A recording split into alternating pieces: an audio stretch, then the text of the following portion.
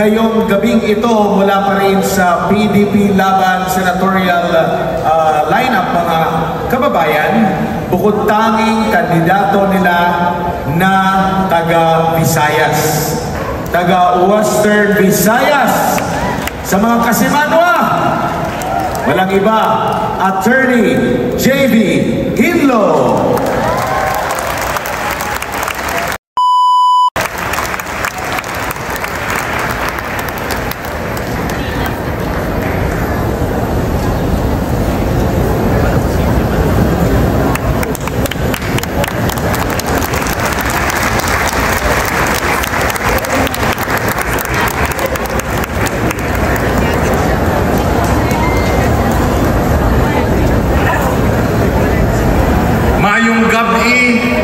Pastor Apollo Kibuloy, magiging kakampi ni Senator Pastor Apollo Kibuloy si Senator Hinlo. Maayong gabi, Tatay Digong. Salamat po sa binigay niyong pagtitiwala sa akin. Maayong gabi, VP Sara. Sasamahan ko po kayo sa laban. Maayong gabi, KOJC. Kaibigan niyo po si Attorney J.V. Hinlo, nag-iisang kandidato ng PDP Laban at ng Team Duterte na nagre-representa sa Visayas. Bigyan niyo rin po kami ng senador galing Visayas. Maayong gabi sa mga kasamahan ko sa PDP Laban at sa ADP Party List. Maayong gabi sa mga kasamahan ko sa Team Duterte. Maayong gabi, Pilipinas. Subong nga adlaw, Pebrero 11, 2025, subong nga adlaw nag-uumpisa ang kampanya sa mga senador. Kailangan po namin ng inyong boses, ng inyong tulong. Tulungan niyo po kami na maparating sa buong Pilipinas ang aming mga programa at kung bakit karapat-dapat na maluklok sa Senado si Pastor Kibuloy at mga kasamahan ko sa PDP Laban at Team Duterte. Maayong gabi, SMNI. SMNI, kayo po ang aming boses. Hindi po kami naririnig ng maraming Pilipino kung hindi dahil sa inyo. Pero ito, SMNI, mga kababayan, mga kasama ko sa KOJC, pumunta kayo sa Facebook page ngayon ng SMNI. Kunin yung mga telepono ninyo. Tignan nyo. Nakalagay doon sa Facebook page ng SMNI, 311,000 followers. Kung tayo-tayo lang nag-uusap, 311,000 followers, hindi natin mapapaabot ang mensahe ng pagbabago. Just imagine, ang galing-galing ng team ng SMNI, pero bakit 311,000 followers lang? Hindi nyo mapapaabot kung ganyan lang tayo. I-compare nyo sa Inquirer, 8.6 million. Ikumpara natin sa Philippine Star, 10 million. I-compare natin sa GMA, 25 million. I-compare natin sa ABS-CBN, 26 million followers. Kung kung magiging 311,000 lang tayo, kahit napakaganda ng presentasyon natin ngayon, tayo-tayo lang ang nag-uusap. Ilang account ng ginorgor niya sa kanay? Realidad. Ano ang dapat nating gawin? Buksan nyo ngayon ang cellphone ninyo. Buong Pilipinas. Pindutin ninyo ang 3 dots na sa gitna, na sa kanan ng SMNI page. Pagbiglang mag 3 million yan. Pindutin ninyo ang invite friends. Invite friends. Gorgor ba ni 6,000 followers? Pindutin nyo ang select all. Pindutin nyo ang select send invites. May 1,000 po na pwede nating imbitahin na mag-follow sa SMNI. Kaya ba natin yan? Simula ngayon, lahat ng KOJC, lahat ng PDP, lahat ng Team Duterte, tulungan natin ang SMNI. Gawin natin 27 million followers ang SMNI. Kaya ba? Kaya ba? Huwag po tayo na tayo-tayo lang nag-uusap. Ipaalam natin sa buong Pilipinas ang ating boses, ang ating mensahe, ang ating programa. Kailangan palitan na po sa eleksyon ang rehimeng Marcos.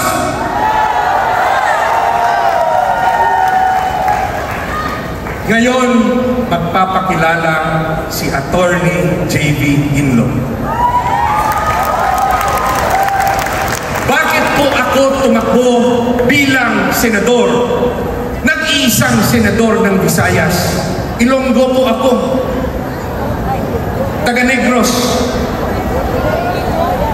NIR, Negros Island Region, Region 6, Western Visayas, Eastern Visayas, Region 7, Region 8. Kami po ang Visayas.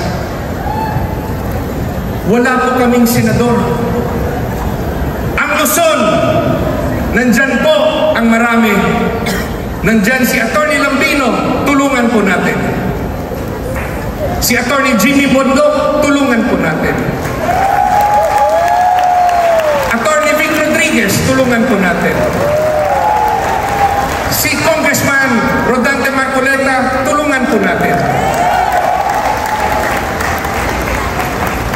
Sa Mindanao, Senator Bato de la Rosa, tulungan po natin. Senator Bongo, tulungan po natin. Secretary Kapuyan, tulungan po natin. Puno na ba? At ang ating pong Mr. Epektibo, si Epe, si Philip Salvador, tulungan po natin. Bakit po tumakbo si Attorney J.B. Ginlo? Dahil po sa kawalan ng direksyon ng ating bayan. Walang direksyon, sinabi yan ni Pastor Kibuloy. Ang ating mga politiko, ang kanilang utak, puro ayuda, puro budget. Nakalimutan na ng ating mambabatas kung paano gumawa ng batas. Kasi prioridad nila, budget, ayuda. Gusto nyo ba yon? Gusto nyo ba puro na lang kayo ayuda? Gusto nyo ba na lumilinya ang mga Pilipino? Parang pulubi na hihingi ng ayuda, nag-aantay sa mga politiko para mabigyan ng kukonting pera. Binabastos po tayo ng ating mga trapo, ng ating mga traditional politicians. Akala po nila nabibili ang Pilipino. Magpapabili ba ang KOJC sa mga trapo? Ano gusto nyo? Ayuda o programa? Ang programa ni Attorney Ginlo, ito po. Una, labanan ang korupsyon. Kasama ko dyan si Attorney Jimmy Bondo, si Vic Rodriguez at ang buong PDP Laban at pati si Pastor Kibuloy, lalabanan namin ang korupsyon. Ang panukala po ni Atty. Hinlo, dapat amyendahan ang Data Privacy Act at Bank Secrecy Law sa aplikasyon nito sa mga public officials. Kung wala kang tinatago, bakit ka matatakot? Bigyan kapangyarihan ng ombudsman na tignan ang bank accounts at mga ari-arian ng lahat ng politiko na iniimbestigahan na hindi kailangan ng court order. Gusto niya ba yon? Pangalawa, labanan ang kahirapan. Maraming politiko nagsasabing gusto nilang labanan ang kahirapan. Ano yung kanilang solusyon? Ang solusyon nila, ayuda. Libre ganito, libre ganyan, lahat ililibre, pera ng bayan gagamitin. Attorney, ano ang dapat gawin? Ano ang solusyon na makapagbibigay ng permanenteng solusyon sa ating bansang Pilipinas? Ang solusyon ay ang pagpaparami ng trabaho. Tama po ba? Trabaho ang solusyon, hindi ayuda. Permanenteng solusyon ang ating hanapin. Attorney JV, ano ang dapat gawin sa pagpaparami ng trabaho? The Philippines has to industrialize. Industrialization. We have to manufacture our own weapons. We have to make our own machines. We have to take care of our own scientists, engineers, inventors. We have to produce our own technology and make our own medicines and vaccines. We have to put our factories, ang ating mga factories, pabrika, dapat nasa loob ng Pilipinas para maraming trabaho sa inyong maibibigay. Tama po ba o mali? Trabaho o ayuda? Pangalawang parte, ang problema natin sa agrikultura. Ito po ay totoo. Sa bilyong-bilyong halagang piso na ibinibigay ng gobyerno para sa agrikultura, bakit ang mga magsasaka at fishermen ang pinakamahirap na sektor sa ating bansa? Ang tradisyonal na tulong ng gobyerno, land reform, failure. Bagsak ang land reform. Bakit? Bibigyan mo ng 1 hektarya ang magsasaka. Pag may emergency sa bahay, ibibenta ang 1 hektarya sa mayayaman, sa subdivision developer. Isasangla. Hindi po natin na-solve ang kahirapan dahil sa land reform. Kasi kung tama yun, bakit pinakamahirap na sektor ang magsasaka? Ang mangingisda, ano yung tradisyonal na tulong ng gobyerno? Bibigyan ng bangka, maliit na bangka, bibigyan ng ayuda. Kung tama ang ginagawa ng gobyerno na tulong sa mangingisda, bakit pinakamahirap na sektor sa ngayon ang mga mangingisda? Tanungin nyo, anong binibigay sa inyo ng mga politiko? Ayuda, ayuda, ayuda. Si Atty. J.D. Hinlo, kasama ng PDP Laban at ng Team Duterte, programa ang ibibigay sa Pilipinas. Paano natin gagawin yon?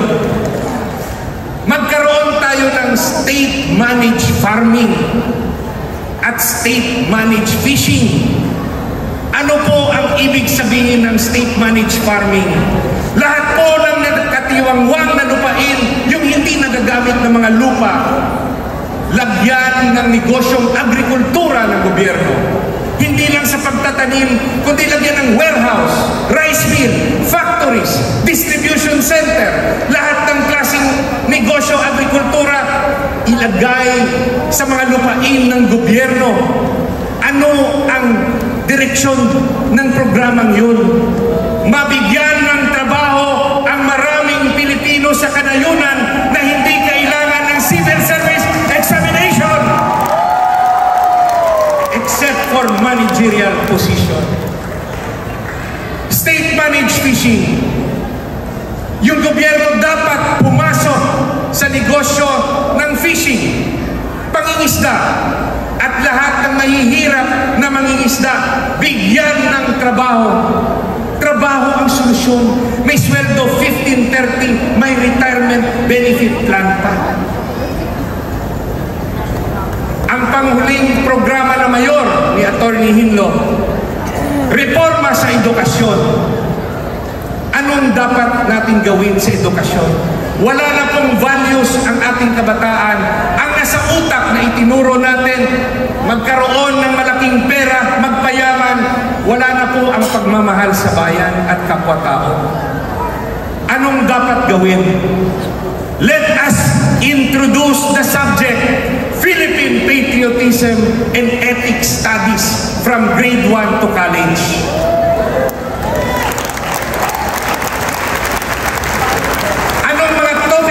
Ang ilalagay natin from grade 1 to college.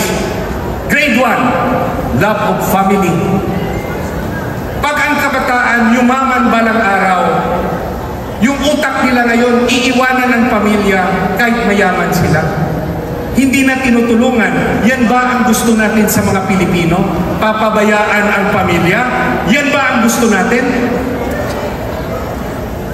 Dapat tulungan natin ang tumatanda nating mga magulang. Pangalawa, grade 2, love of community. Pagkatapos natin mahalin ang ating pamilya, mahalin natin ang ating kapwa-tao, ang komunidad. Grade 3, the importance of education and study techniques. Huwag lang po puro cellphone na laro. Turuan po natin ang ating kabataan, importante yung pag-aaral. Grade 4, what is the political structure of the Philippines? Anong trabaho ng presidente? Anong trabaho ng gobernador, mayor? Anong trabaho ng congressman? Magbigay ba ng ayuda o gumawa ng batas? Congressman, ang kanilang utak, project. Ang kanilang utak, budget. Nakakagawa ba sila ng tamang batas? Yung batas nila na ginagawa, ayuda. Ano pa ang kailangan? The dangers of illegal drugs. Ituro natin the dangers of criminality. Yung importante na bago ko na idea na ilalagay, grade 7, a study of prison life. Buhay preso, pag-aralan. Ipakita natin sa kabataan sa field trip, pag maging masama kayo, paglaki nyo, pwede kayong makulong. Buhay sardinas. Kailangan bigyan natin sila ng takot. Takot na tumikim ng droga, takot na gumawa ng masama, takot manakit, takot magnakaw, takot mag-estafa. College, what are the economic programs of the government for the next 10 years? As prepared by the NEDA. Second year, financial literacy. How to start a small business and how to file a business permit. Third year, the dangers of corruption to the person and to the country. Last year, fourth year college, what is taxation, custom duties, estate tax, and how to file an income tax return. Yan po ang mga mayor na programa ng inyong magiging Senator Hinlo representing the Visayas.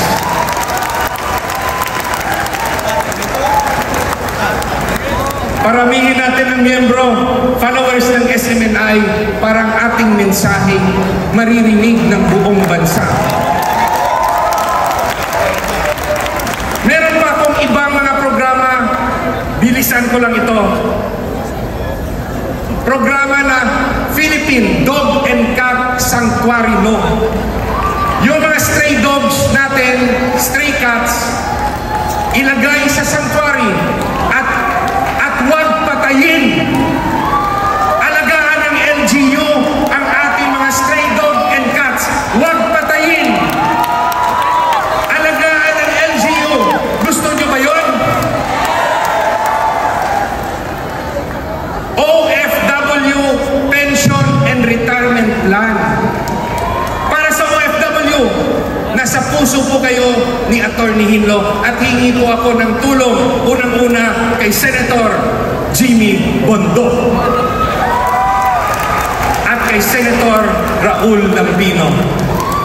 Senator Kapuyan, bigyan po natin ng programang retirement and pension plan ang ating OFWs. Bigyan rin natin ng programa ang ating street dwellers and street children. Bilyon-bilyon po ang pera ng DSWD. Bakit dito sa Maynila ang daming street children? Walang permanenteng solusyon ang gobyerno. PUV Modernization Program. Bababaan po ang taxes sa pag-angkat ng mga PUV vehicles para po mura ang bilihin para sa ating mga drivers, operators. Income tax reform. Kawawa po ang mga manggagawa, ang middle class kawawa. Napakalaki po ang kanilang binabayaran sa income tax. Akin po ipapanukala sa tulong ng PDP Laban senators na gawing straight taxation without deductibles, maximum 10% sa pinakamayayaman. Ang panghuli, reforma sa DPWH. Bakit ko nasabi yan? Sumasakit po ang aking loob pag nakikita ko po ang mga magagandang daan sinisira ng DPWH. Gusto nyo ba yun? Magandang daan sinisira ng gobyerno para magkapera. Gusto nyo ba yun? Tigilan natin ang mga practice ng mga trapo. KOJC, mga kababayan kong Pilipino, PDP Laban, labanan po natin ang mga trapo, baguhin natin sa Mayo ang komposisyon ng Senado. Ipanalo po natin ang ating mga party list na kaalyado ng Team Duterte. Preparasyon po yun sa 2028 presidential election. Ulitin ko, kakampi niyo po ako, kakampi po ako ni Pastor Apollo Kibuloy. Salamat po.